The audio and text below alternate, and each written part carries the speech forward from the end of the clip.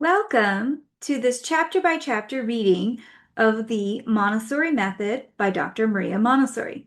When I was starting my Montessori school, I turned directly to Dr. Montessori's original writings, partly out of conviction and partly because they were available in the public domain and free. What I didn't realize at the time was I was reading the original English translation commissioned while Dr. Montessori was still alive, translated in 1912 by Anne E. George. Later, I discovered that many of us have encountered Montessori through later translations, especially the 1967 version, which helped spread the method widely in the US, and for which I'm personally grateful. But returning to the original text, I found something more: Dr. Montessori's full voice, her depth, her vision, and her spiritual and philosophical foundations. In this podcast, I'm reading the original translation chapter by chapter, adding reflections to help connect her words to today's classrooms and families. This is an experiment, an adventure, and a shared journey of learning. Let's begin.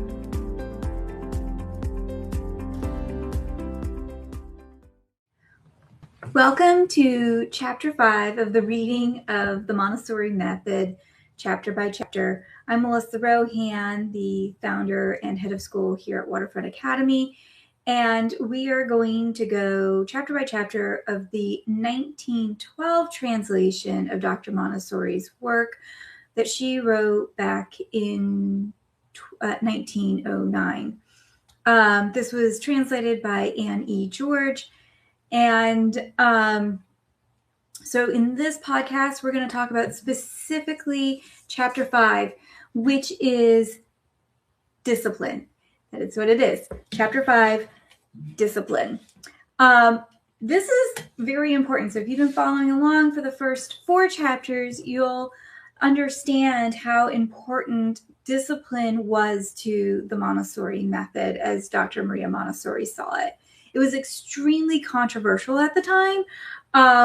And quite frankly, I feel that it is not with the same controversy, but definitely still controversial in the classroom with children ages 3 through 6, or just in general.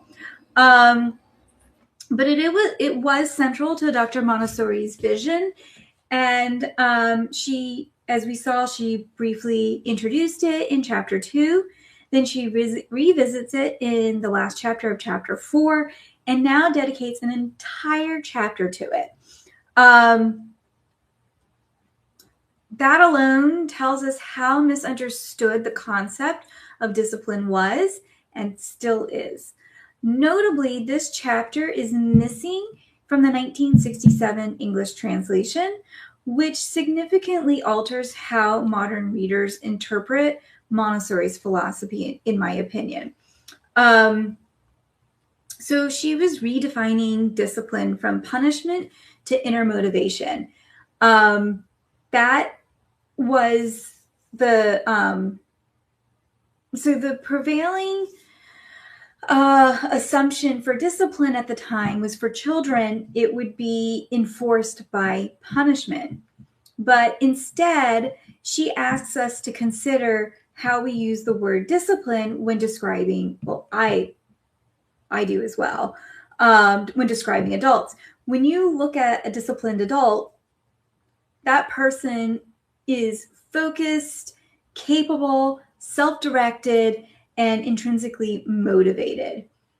That is the goal and should be the goal for children as well. It's not compliance, but self-mastery. So instead of doing discipline is something that we do to children, it's something that children develop within themselves, like any other skill. At the time, discipline meant silence. It still does, actually. Silence, stillness, and uniform behavior.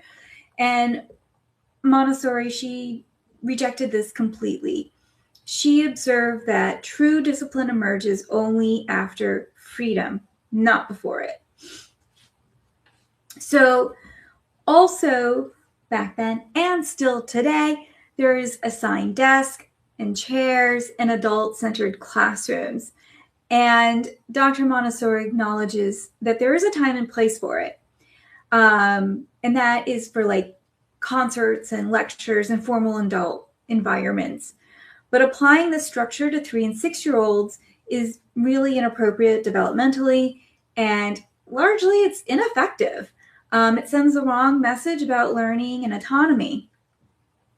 And the reality is that when you have that kind of assigned seating and those types of desks and chairs, it really is a sign, or it really benefits the adults and not the child. And even that, a lot of teachers get really frustrated because the children won't be compliant. So it's an exercise in futility, really. So compliance is not the same really as discipline. When children are forced into stillness and silence, the adults may feel more in control and the classrooms may appear orderly, but the cost is high. You're suppressing curiosity, increasing behavioral issues, and there's emotional disengagement. This is especially true back then, because she talks about it, as well as today for boys, okay? Research currently consistently show that boys are disproportionately punished and medicated in early childhood settings that rely on compliance-based behaviors or discipline, And these environments conflict with natural movement needs, sensory development, and hands-on learning. So Montessori is extremely clear. There can be no discipline without independence. So the child who can choose his own work, care for their own environment, meet their own needs, they develop confidence, self-regulation, and responsibility. This is a core theme that I use in my own workshops. There's only a handful of workshops I do each year, and they're now available on YouTube if you want to go backwards and look at what I did in the past. But you can look up Montessori at Home and Positive Discipline. These are the 2 workshops that I do. And these are just the themes of both of them, how important independence and freedom is in discipline, and the importance of discipline in reframing what discipline is. And why is it hard for adults? I've seen over the years a couple of repeating themes. This is how I was raised might be one thing that parents might say. This is how school is supposed to look. And so a lot of it is based on fear of the unknown. They don't, these are parents that don't know what it's like being in a Montessori environment because they didn't experience themselves or raised in a home that supported Montessori principles in their home. And so they don't know what it looks like. So if you don't know what it looks like, don't know what it feels like, then when you hear these things, you know that it's based on fear of the unknown and not based on evidence. The other theme that I see over and over again is related to time. So parents these days are extremely busy, and Dr. Montessori, as we saw in the last chapter, chapter 4 and 3, actually chapter 3, she talks about how parents are becoming more and more busy because they are now part of the wage earner ranks of society, and they are unable to spend as much time at home and with their children. And because of that, there simply isn't the time that is needed, the patience that's needed in giving children the opportunity to learn to do things like putting on their own coat, tying their own shoes, brushing their own teeth, washing their own hands, all of these things because of rushed mornings and work schedules and modern life in general. And so that is another big theme that I see. But something that I would say over and over again is that it's really the short inconvenience that you are putting in the work now, you're going to see long-term benefits from. And so I would caution parents and educators to understand that this is an investment in the child's future and, quite frankly, in your own. So if you don't do it for your child's benefit, do it for your own self-preservation, is what I would say there. So independence is extremely important. Another thing that's really important in discipline is the removal of prizes and punishments. And we've heard her talk about this before several times, again, in these conversations on discipline. So things like charts and stickers and rewards and treats, these external motivators, they might work immediately, but it's not sustainable. And so also the children then start working for approval and not for mastery. And we want our children to master concepts, not just do the short term so that they can get the prize and then go back. And then lastly, freedom. Freedom is not the same thing as chaos. I think that's something that all adults, parents, and educators alike get confused. The freedoms are within boundaries, and if it's in the Montessori classroom, that is the prepared environment. So they're free to choose work, repeat work. Sometimes they just repeat over and over and over again. That's pretty amazing when that happens. They get to choose their work. Also, that's pretty amazing. They get to move around and they get to focus. If you are in the middle, so if you're in a typical classroom and you're in the middle of work and you know what, it's time to move on to the next work and you are stopped, that's frustrating. And what messages are we telling that child? That they're not quick enough? Think about it. You need to give children the opportunity to finish the work, to do the work, to learn. And so giving them that freedom is what a gift. What a gift. And so that is something that she and I talk about as well, because I think it's so important. I see it. So ultimately, discipline cannot be taught. You can't teach discipline. And it cannot be forced. It appears when there are some elements there. And the secret ingredients is that the environment is ripe for it, independence is honored, and the freedom is real. And so with that, let's go ahead and get started with Chapter 5. Chapter 5, Discipline. The pedagogical method of observation has its base the liberty of the child. And liberty is activity. Discipline must come through liberty. Here is a great principle which is difficult for followers of common school methods to understand. How shall one obtain discipline in a classroom of free children? Certainly, in our system, we have a concept of discipline very different from that commonly accepted. If discipline is founded upon liberty, the discipline itself must necessarily be active.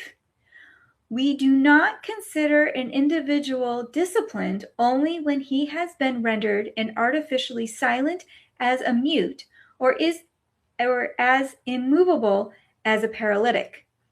He is an individual annihilated, not disciplined.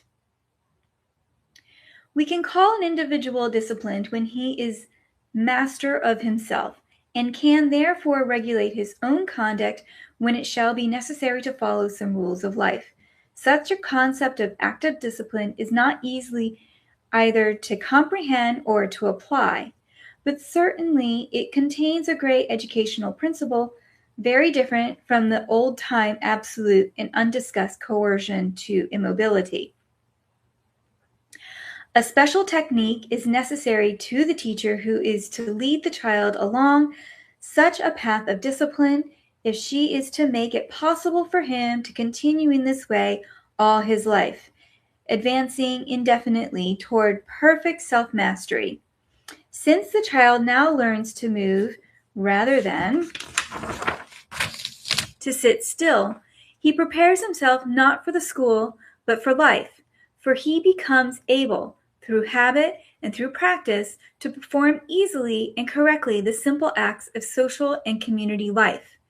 The discipline to which the child habituates himself here is, in its character, not limited to the school environment, but extends to society.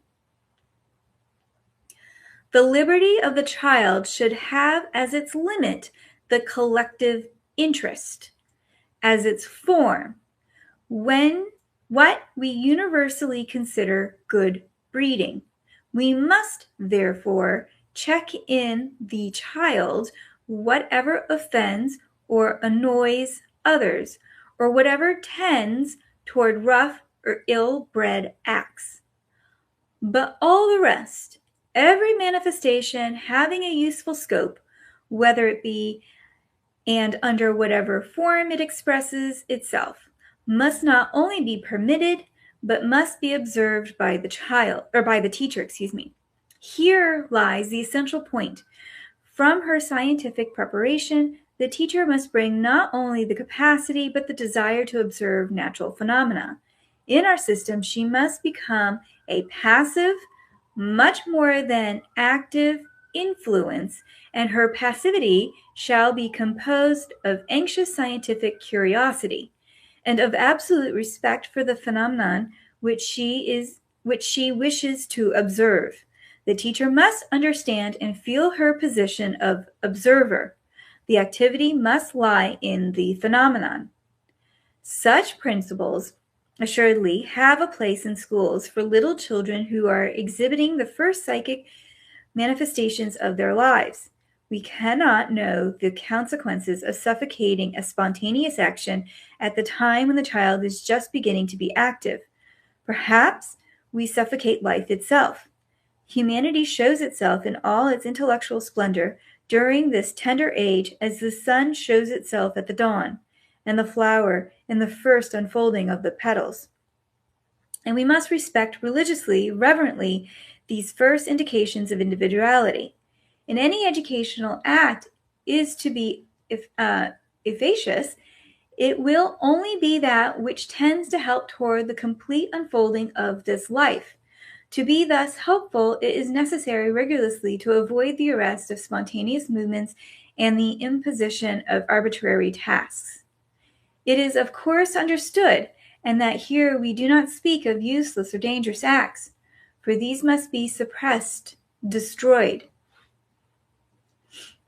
Actually, training and practice are necessary to fit for this method teachers who have not been prepared for scientific observation. And such training is especially necessary to those who have been accustomed to the old domineering methods of the common school. My experiences in training teachers for the work in my schools did much to convince me of this great distance between these methods and those. Even an intelligent teacher who understands the principles finds much difficulty in putting it into practice. She cannot understand that her new task is apparently passive, that like that of the astronomer who sits immobile before the telescope while the world whirl through space. This idea that life acts of itself, and that in order to study it, to divine its secrets, or to direct its activity, it is necessary to observe it and to understand it without intervening. This idea, I say, is very difficult for anyone to assimilate and to put into practice. The teacher has to thoroughly learn to be the one free activity of the school. It has for too long been virtually her duty to suffocate the activity of her pupils.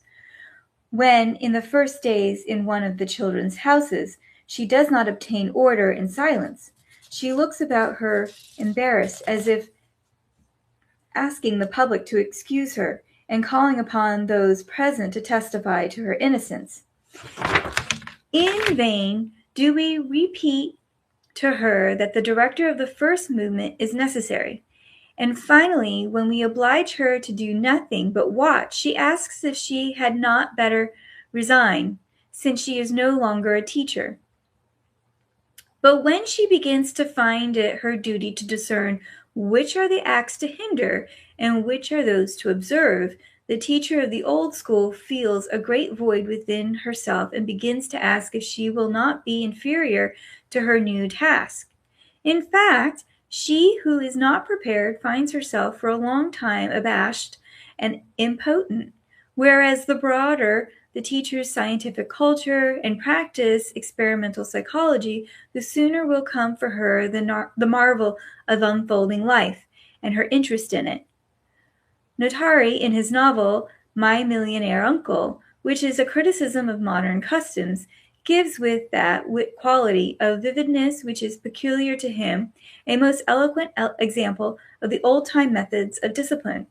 The uncle, when the child was guilty of such a number of disorderly acts that he practically upset the whole town, and in desperation he was confined to a school, here Fufu, as he was called, experiences his first wish to be kind, and feels the first moving of his soul when he is near to the pretty little Fufetta and learns that she is hungry and has no luncheon. He glanced around, looked at Fufetta, rose, took his little lunch basket, and without saying a word, placed it in her lap. Then he ran away from her, and without knowing why he did so, hung his head and burst into tears. My uncle did not know how to explain to himself the reason for this sudden outburst. He had seen for the first time two kind eyes full of sad tears, and he had felt moved within himself, and at the same time a great shame had rushed over him, the shame of eating near to one who had nothing to eat, not knowing how to express the impulse of his heart, nor what to say in asking her to accept the offer of his little basket, nor how to invent an excuse to justify his offering it to her. He remained the victim of his first deep movement of his little soul. Fufetta, all confused, ran to him quickly. With great gentleness, she drew away the arm in which he had hidden his face. "Do not cry, Fufu," she said to him softly, almost as if pleading with him. She might have been speaking to her beloved rag doll, so motherly and intent with her little face, and so full of gentle authority her manner. Then the little girl kissed him, and my uncle, yielding to the influence which had filled his heart, put his arms around her neck, and still silent and sobbing, kissed her and returned. At last, sighing deeply, he wiped from his face and eyes the damp traces of his emotion, and smiled again. A strident voice called out from the other end of the courtyard, "Here, here, you two down there! Be quick with you! Inside, both of you!" It was the teacher, the guardian. She crushed that first gentle stirring in the soul of a rebel with the same blind brutality that she would have used towards two children engaged in a fight. It was the time for all to go back into the school, and everybody had to obey the rule. Thus I saw my teachers act in the first days of my practice school in the children's houses. They must involuntarily recall the children to immobility without observing and distinguishing the nature of the movements they repressed. There was, for example, a little girl who gathered her companions about her, and then, in the midst of them, began to talk and gesticulate. The teacher at once ran to her, took hold of her arms, and told her to be still. But I, observing the child, saw that she was playing at being teacher or mother to the others, and teaching them the morning prayer, the invocation to the saints, and the sign of the cross. She already showed herself as a director. Another child who continually made disorganized and misdirected movements, and who had considered abnormal one day, was an expression of intense attention, set about moving the tables. Instantly they were upon him to make him stand still because he made too much noise. Yet this was one of the first manifestations in this child of movements that were so coordinated and directed toward a useful end, and it was therefore an action that should have been respected. In fact, after this, the child began to be quiet and happy like the others, whenever he had any small object to move about and to arrange upon his desk. It often happened that while the directress replaced in the boxes various materials that had been used, a child would draw near, picking up the objects with the evident desire of imitating the teacher. The first impulse was to send the child back to her place with the remark, "Let it alone, go to your seat." Yet the child expressed by this act a desire to be useful. The time with her was ripe for a lesson in order. One day the children had gathered themselves, laughing and talking, into a circle about a basin of water containing some floating toys. We had in the school a little boy barely 2.5 years old. He had been left outside the circle alone, and it was easy to see that he was filled with intense curiosity. I watched him from a distance with great intent. He first drew near to the other children and tried to force his way among them, but he was not strong enough to do this, and he then stood looking about him.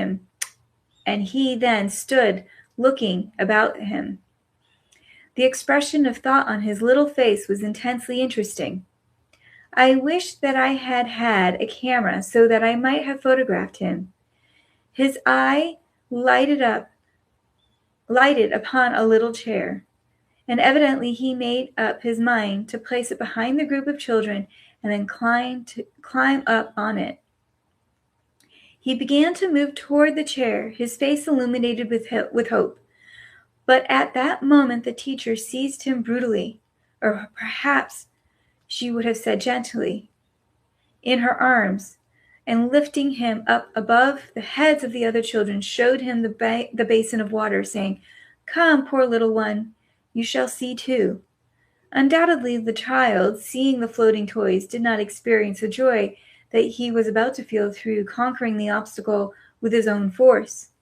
The sight of those objects could be no advantage to him, while his intelligent efforts would have developed his inner powers. The teacher hindered the child, in this case, from educating himself without giving him any compensating good in return. The little fellow had been about to feel himself a conqueror, and he found himself held within 2 imprisoning arms, impotent. The expression of joy, anxiety, and hope which had interested me so much faded from his face, and left on it a stupid expression of the child who knows that others will act for him.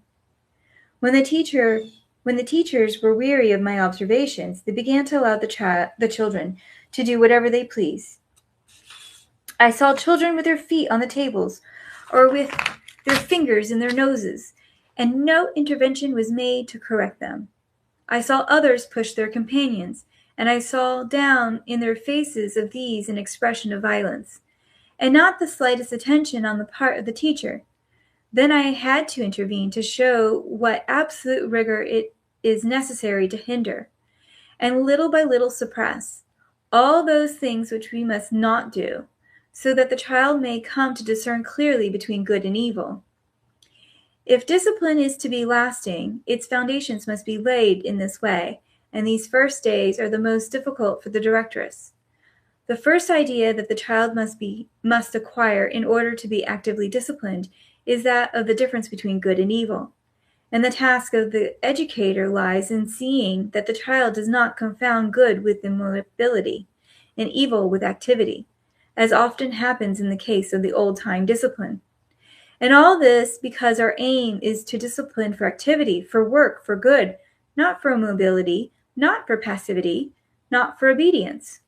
A room in which all the children move about usefully, intelligently, and voluntarily, without committing any rough or rude act, would seem to me a classroom very well disciplined indeed. To seat the children in rows, as in common schools, to assign each little one a place, and to propose that they shall sit thus quietly observant of the order of the whole class as an assemblage. This can be attained later, as the starting place of collective education. For also in life, it sometimes happens that we must all remain seated and quiet, when, for example, we attend a concert or a lecture. And we know that even to us as grown people, this costs no little sacrifice. If we can, when we have established individual discipline, arrange the children, sending each one to his own place in order, trying to make them understand the idea that thus placed they look very well, and that it is a very good thing to be thus placed in order, and that it is a good and pleasing arrangement in the room, thus ordered and tranquil adjustment of the chairs, then their remaining in all their places quiet and silent is the result of a species of lesson, not an imposition, to make them understand the idea without calling their attention too forcibly to the practice, to have them assimilate a principle of collective order. That is the important thing. If after they have understood this idea, they rise, speak, change to another place, they no longer do this without knowing and without thinking, but they do it because they wish to rise, to speak, etc. That is, from the state of repose and order. Well understood, they depart in order to undertake some voluntary action, and knowing that there are actions which are prohibited. This will give them a new impulse to remember to discriminate between good and evil. The movements of the children from the state of order become always more coordinated and perfect with the passing of the days. In fact, they learn to reflect upon their own acts.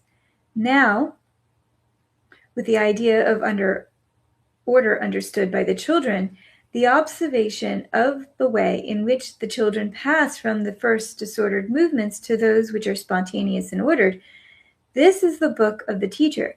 This is the book which must inspire her actions. It is the only one in which she must read and study if she is to become a real educator.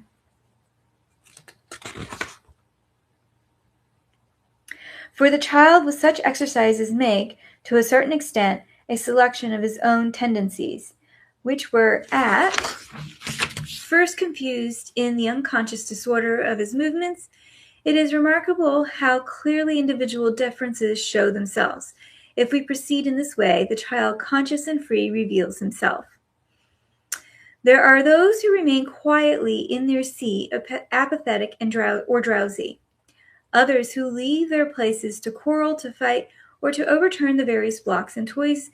And then there are those who are set out to fulfill a definite and determined act, moving a chair to some particular spot and sitting down in it, moving one of the unused tables and arranging upon it the game they wish to play. Our idea of liberty for the child cannot be the simple concept of liberty we use in the observation of plants, insects, etc. The child, because of the peculiar characteristics of helplessness with which he is born, and because of his qualities as a social individual, is circumscribed by bonds which limit his activity. An educational method that shall have liberty as its basis must intervene to help the child to a conquest of these various obstacles. In other words, his training must be such as shall help him to diminish, in a rational manner, the social bonds which limit his activity. Little by little, as the child grows in such an atmosphere, his spontaneous manifestations will become more clear with the clearness of truth, revealing his nature. For all these reasons, the first form of educational intervention must tend to lead the child towards independence. Independence. No one can be free unless he is independent. Therefore, the first active manifestations of the child's individual liberty must be so guided that through this activity he may arrive at independence. Little children, from the moment in which they are weaned, are making their way towards independence.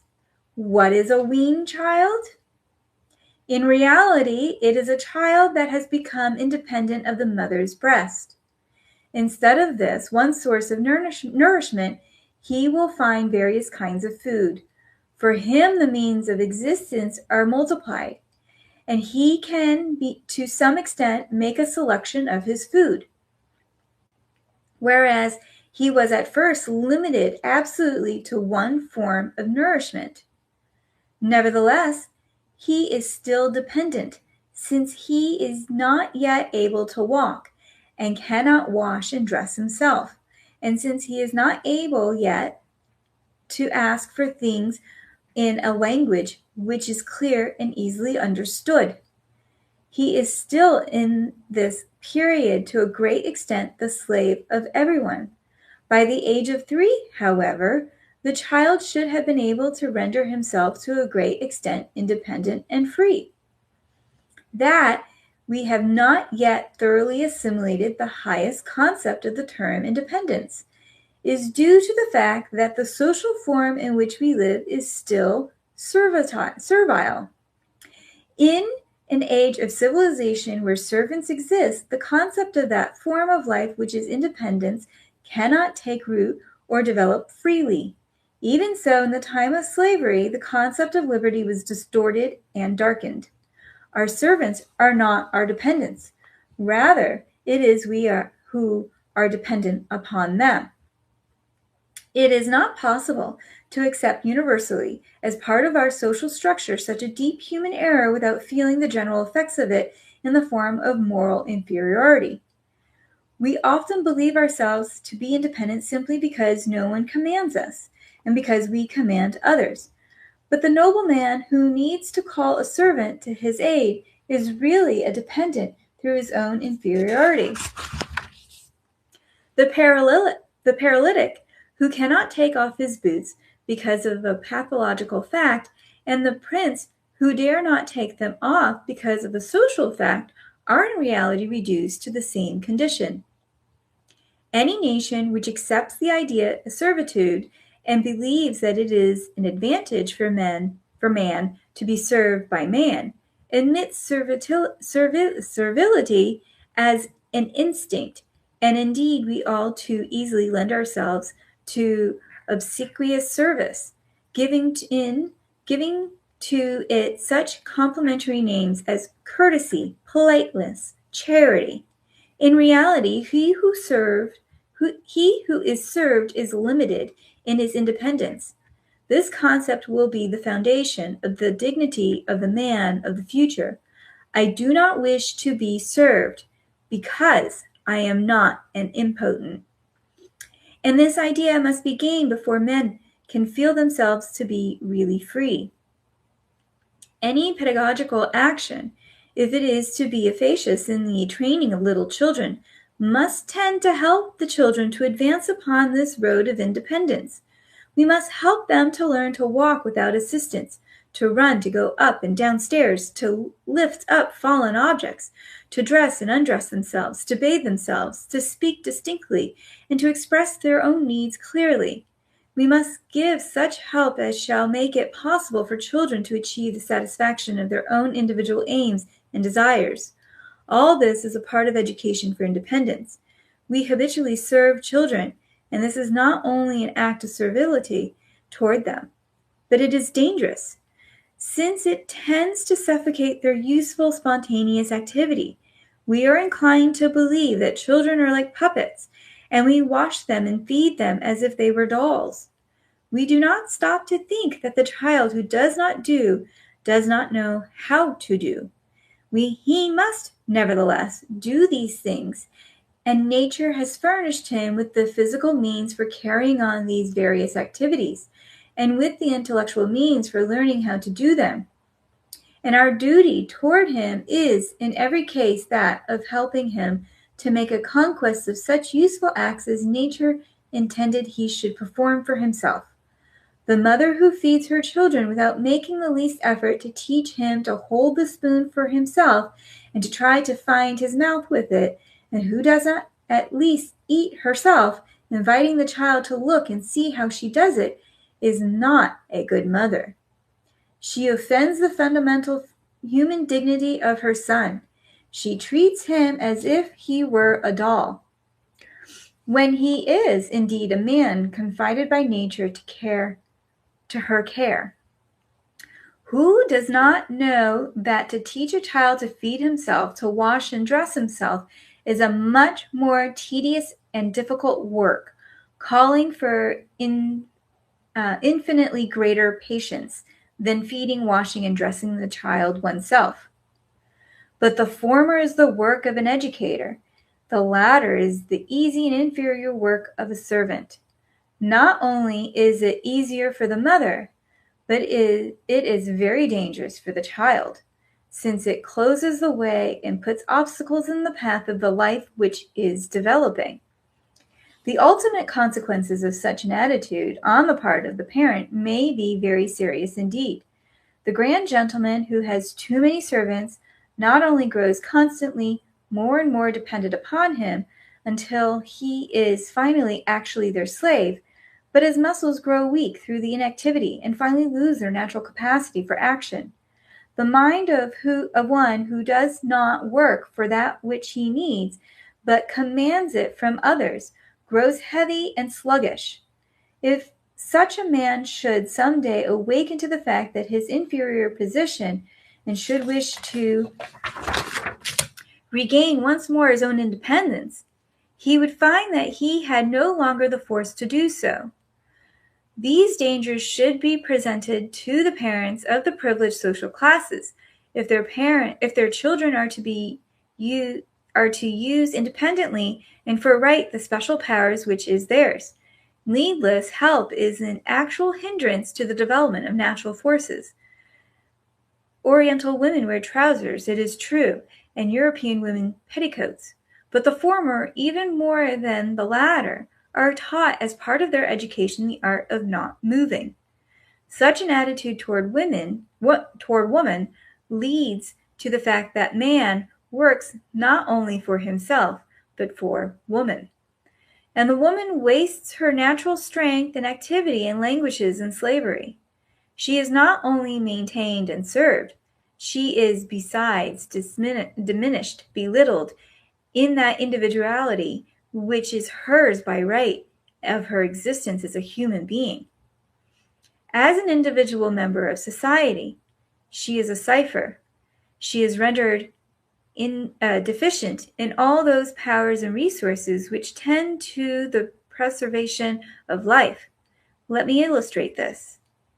A carriage containing a father, mother, and child is going along a country road. An armed brigade stops the carriage with the well-known phrase, "Your money or your life." Placed in this situation, the three persons in the carriage act in very different ways. The man who is trained marksman and who is armed with a revolver promptly draws and confronts the assassin. The boy, armed only with the freedom and lightness of his own legs, cries out and betakes himself to flight. The woman, who is not armed in any way whatever, neither artificially nor naturally, since her limbs, not trained for activity, are hampered by her skirts, gives a frightening gasp and sinks down unconscious. These three diverse reactions are in close relation to the state of liberty and independence of each of the three individuals.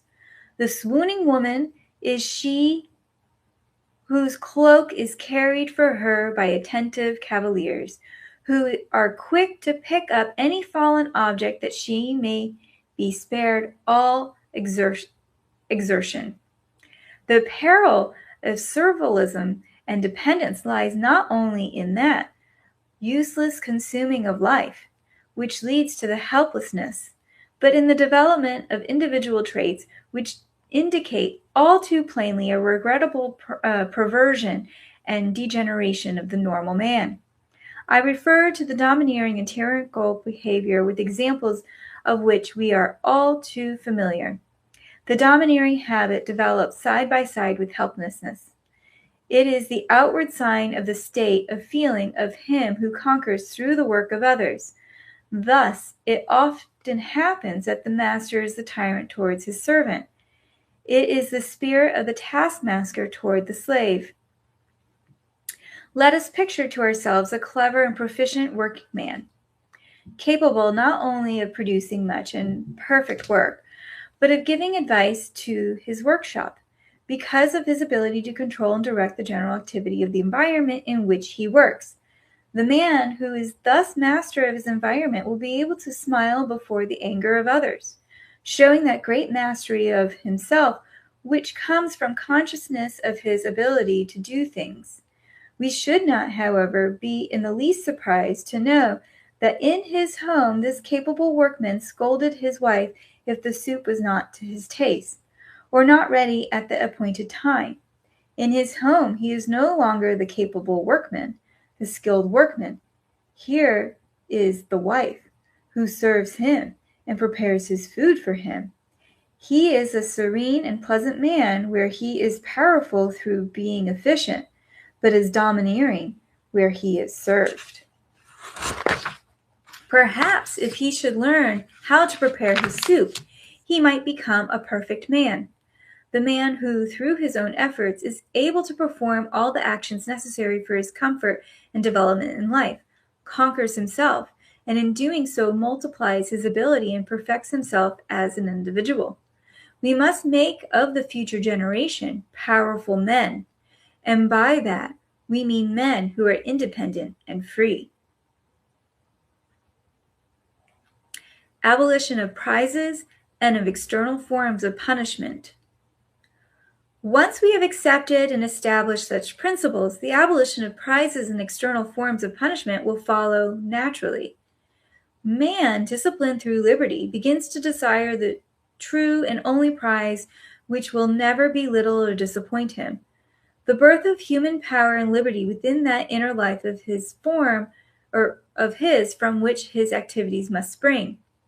In his own experience, I have often marveled to see how true this is. During our first months in the children's house, the teachers had not yet learned to put into practice the pedagogical principles of liberty and discipline. One of them especially busied herself when I was absent in remedying my ideas by introducing a few of those methods to which she had been accustomed.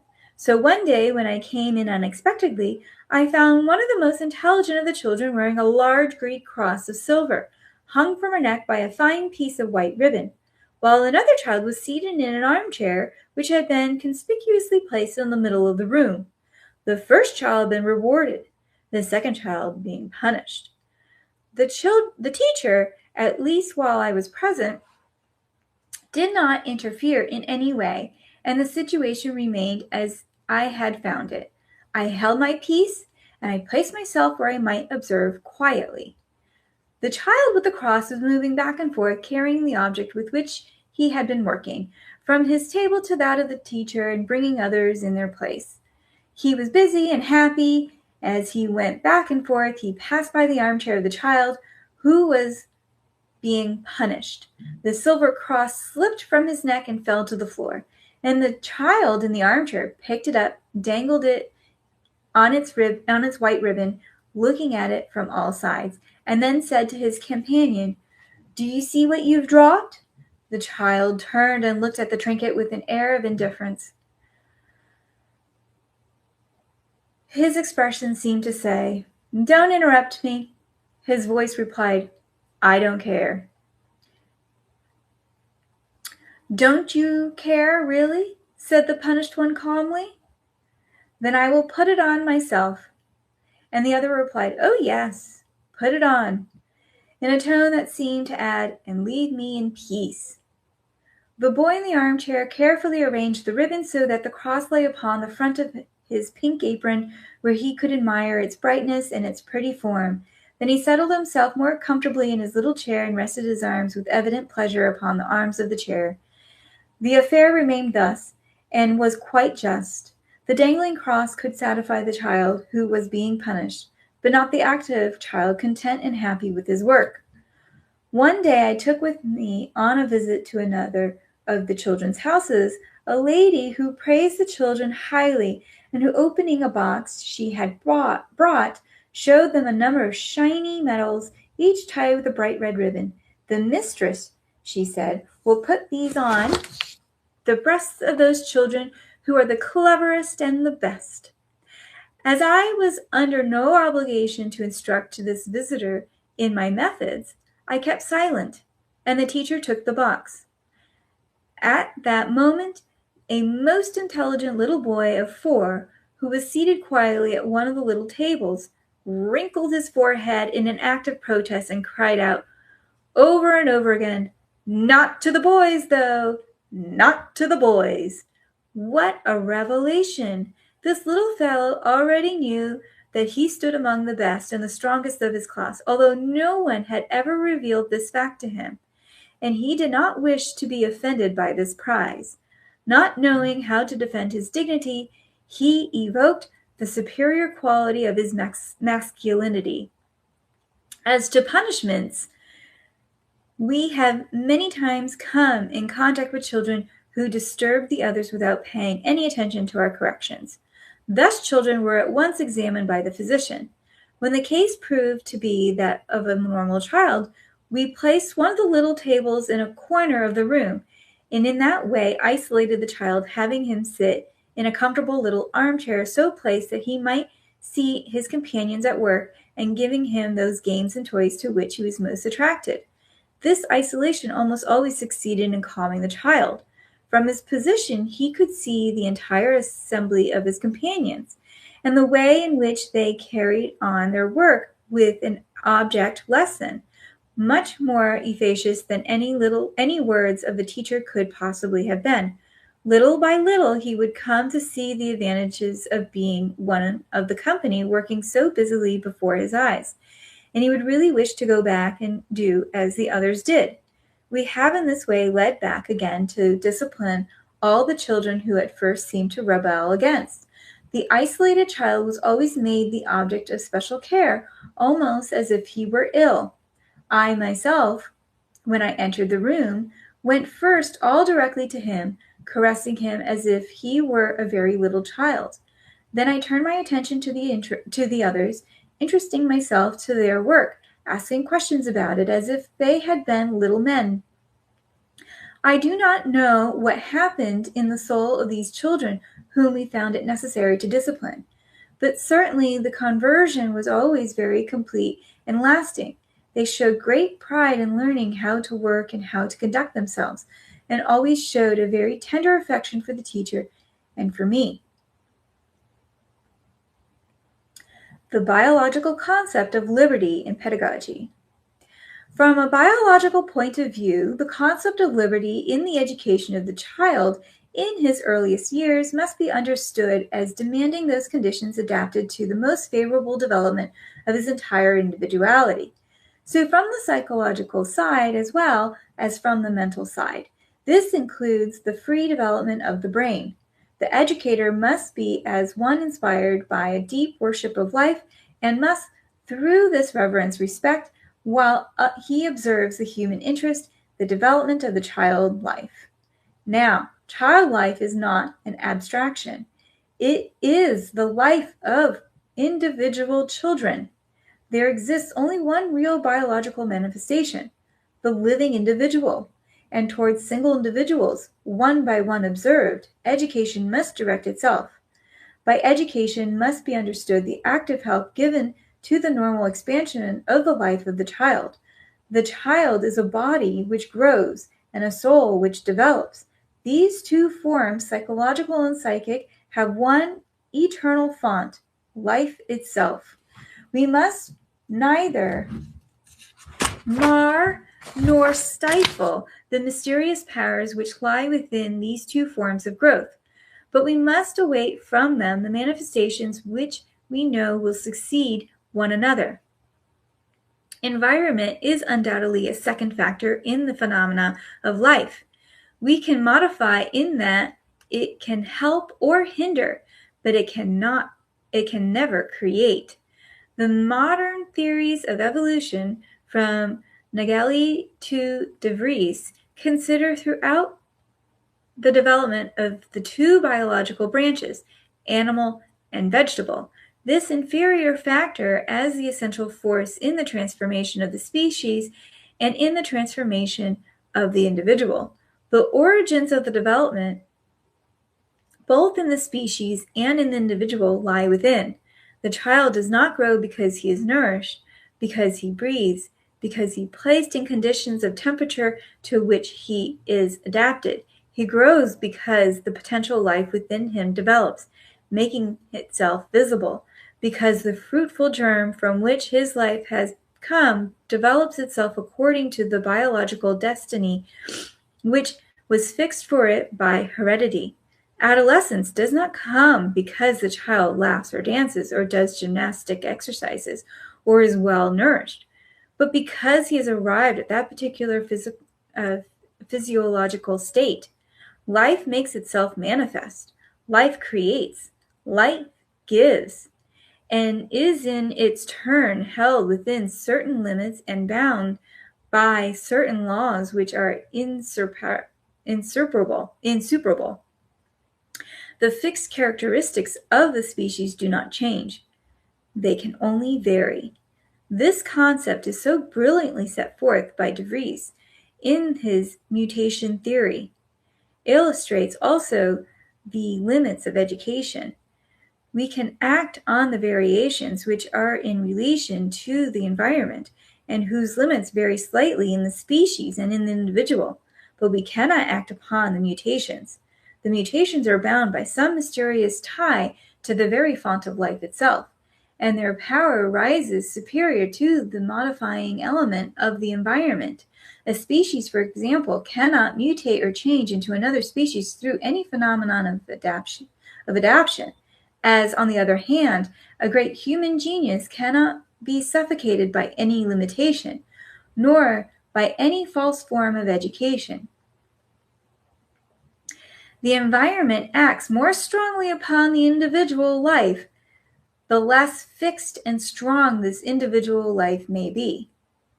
But environment can act in two opposite senses, favoring life and stifling life. Many species of palm, for example, are splendid in the tropical regions because the climate conditions are favorable to their development. But many species of both animal and plants have become extinct in regions to which they are not able to adapt themselves. Life is a superb goddess, always advancing, overthrowing the obstacles which environment places in the way of her triumph. This is the basic and fundamental truth.